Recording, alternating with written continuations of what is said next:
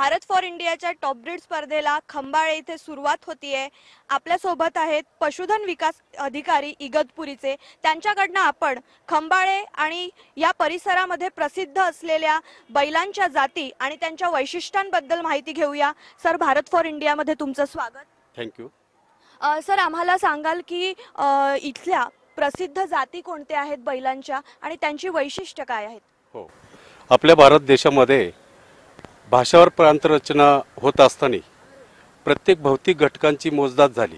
त्याच्यामध्ये मग कोणकोणत्या जातीची माणसं असोत, झाडे असोत, पशुपक्षी असोत, जनावरांच्या जाती असोत, ही मोजदाद होत असताना आपल्या महाराष्ट्रामध्ये प्रमुख 5 जनावरांच्या जाती आढळल्या। त्याच्यामध्ये इगतपुरी अकोले या परिसरामध्ये डांगी जनावर, सोलापूर कर्नाटक बाउंड्री या परिसरामध्ये खिलार जनावर, लातूर याच्यामध्ये देवणी जनावर, तालुका कंधार जिल्हा नांदेड यामध्ये लाल कंधारी आणि वर्धा जिल्हा याच्यामध्ये गवळाऊ जनावर, ही 5 जनावरं प्रामुख्याने आपल्या महाराष्ट्रामध्ये आढळली। तशी एकंदरीत आपल्या भारत देशामध्ये 29 प्रकारची जनावरांच्या जाती आहेत। त्याच्यातल्या महाराष्ट्रातली ह्या 5 जाती आणि त्याच्यातली इगतपुरी अकोले आणि ठाणे जिल्ह्यातील पूर्वेकडचा भाग या परिसरामध्ये हे डांगी जनावर आढळतं। डांगी जनावर या परिसराचं म्हणजे खरं म्हटलं तर वैभव आहे। ते अशा अर्थाने म्हणता येईल का इगतपुरी अकोले किंवा हा सह्याद्रीच्या पट्ट्यामध्ये अत्यंत मोठ्या प्रमाणात पाऊस पडतो आणि ह्या पावसामध्ये भात शेती मोठ्या प्रमाणात आहे। भात शेतीचे चिखलणीची कामं करण्यासाठी किंवा जड ओझे वाहण्यासाठी ह्या जनावरांचा प्रामुख्याने उपयोग होतो। हे जनावर पावसाळ्यामध्ये तग धरून राहतं। याचं कारण हे जनावर मध्यम बांध्याचं असतं। याच्या अंगामध्ये म्हणजे तेलाच्या ग्रंथी असतात। त्याच्यामुळे त्याच्या अंगावरती किती धोधो पाऊस पडला तरी ते पाणी म्हणजे पडणाऱ्या पावसाचं पाणी अंगावरती थांबून राहत नाही। त्याचे खूर तेलकट आणि काळे असतात। त्यामुळे चिखलामध्ये किती चिखलणीची कामं केली तरी ते खूर ताबडतोब कोरडे होतात। आणि भात शेती ही छोटे छोट्या खाचरांची असल्यामुळे, लावणांची असल्यामुळे त्या जनावरांना वळण घेण्यासाठी हे जनावर उपयुक्त असतं।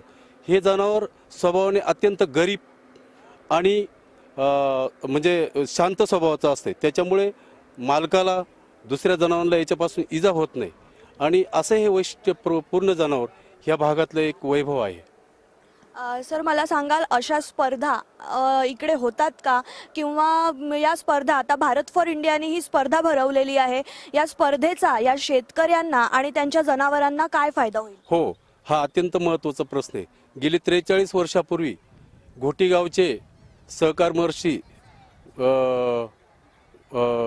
मूलचंदभाई घोटी यांनी डांग सेवा मंडळाच्या माध्यमातून ह्या जनावराचं संवर्धन व्हावं, संगोपन व्हावं, शेतकऱ्यांमध्ये ह्या जनावरांची आवड रुजावी म्हणून हे प्रदर्शन इथे 43 वर्षापूर्वी सुरू केलेले। आजही ग्रामपालिका घोटी आणि त्यांचे जे काही कार्यकर्ते असतात अगदी उत्साहाने, मोठ्या हिरिरीने दरवर्षी हा कार्यक्रम भरवतात आणि या कार्यक्रमामध्ये, या प्रदर्शनामध्ये हजारो जनावरं इथे येतात। इथे मोठ्या प्रमाणात या जनावरांची खरेदी विक्री होते आणि प्रदर्शनामध्ये कमीत कमी 300-400 जनावरं शेतकऱ्यांचे सहभाग घेतात। त्या सहभाग घेतल्यानंतर पशुसंवर्धन खात्याच्या जे काही अधिकारी असतात, निवड कमिटी असते, त्यांच्यामार्फत ती जनावरांची निवड केली जाते गटवारीप्रमाणे। त्याच्यामध्ये मग आदत, 2 दाती, 4 दाती, 6 दाती, त्याच्यामध्ये डांगींचा सहभाग असतो, खिलार जनावरांचा सहभाग असतो, संकरित जनावरांचा सहभाग असतो, घोड्यांचा सहभाग असतो। याच्या पाठीमागचा उद्देश एवढाच का ह्या शेतकऱ्यांना ह्या प्रदर्शनाच्या माध्यमातून बक्षिसाच्या रूपाने त्यांना फायदाही होतो आणि हे जनावर टिकून राहावं।